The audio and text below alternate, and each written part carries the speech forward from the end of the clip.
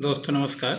मैं मृत्युंजय आपका स्वागत करता हूं हमारे इस चैनल सटीक परामर्श में। और देखिए, आज हम लोग बात करने वाले हैं पीएम एजुकेशन लोन कितने पैसे तक मिल सकता है एजुकेशन लोन इस सिस्टम पे, कि इसका क्या प्रोसेस है और क्या तरीका है, ताकि मान लीजिए आप भी अगर पीएम एजुकेशन लोन लेना चाहें तो कितना तक आपको मिल सकता है और क्या सिस्टम हो सकता है। तो देखिए, लोन की जो लिमिट है वो पारिवारिक आय पर डिपेंड करती है, यानी आपका फैमिली इनकम कितना है उस पर डिपेंड करता है कि आपको लोन कितना मिलेगा और उसका इंटरेस्ट जो है कितना हो सकता है। ये देखिए, गवर्नमेंट का वैलिड प्रूफ है, उसके अनुसार ही हम लोग बता रहे हैं कि अगर आपके परिवार की वार्षिक आय लगभग परिवार 4.5 लाख रुपए तक है तो इस योजना के अंतर्गत लोन आपको दिया जाता है और उस लोन का ब्याज सरकार द्वारा चुकाया जाता है। यानी 4 लाख रुपए तक आपका फैमिली इनकम है और आप लोन लेते हैं तो उसका जो इंटरेस्ट है आपको नहीं लिया जाएगा, वो इंटरेस्ट फ्री होता है।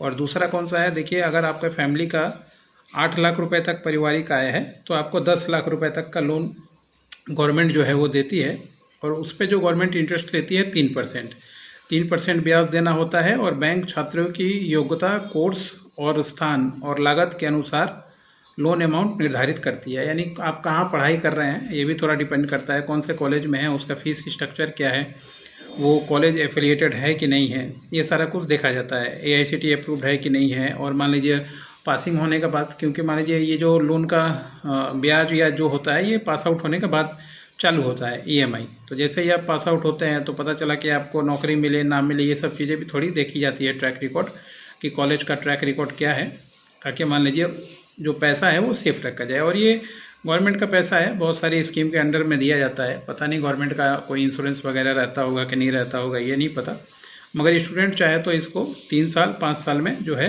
अपना जैसे ही वो पास आउट होता है उसको कॉलेज का डिग्री या सर्टिफिकेट मिल जाए, उसके बाद से वो EMI भर सकता है। तो अच्छा है। अगर मान लीजिए आपका पारिवारिक आय कम है तो आप ये प्रधानमंत्री PM एजुकेशन लोन का फ़ायदा जो है आप उठा सकते हैं और जो है इसमें दे सकते हैं। अब इसमें मान लीजिए हायर एजुकेशन के लिए होता है तो 10-12 में अगर मान लीजिए आपके पास अच्छा नंबर है तो और भी अच्छा है, स्कॉलरशिप वगैरह के लिए भी आप अप्लाई कर सकते हैं।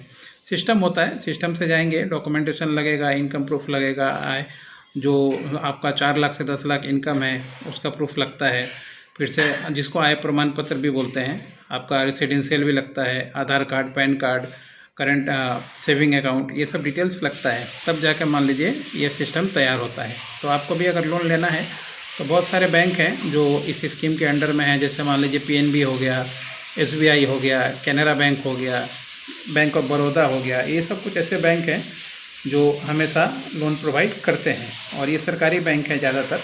तो आप इन बैंकों में कांटेक्ट कर सकते हैं और कांटेक्ट करके जो है PM लोन का जो एप्लीकेशन है एजुकेशन लोन के लिए अप्लाई कर सकते हैं। वैलिड डॉक्यूमेंट के साथ कांटेक्ट कीजिए।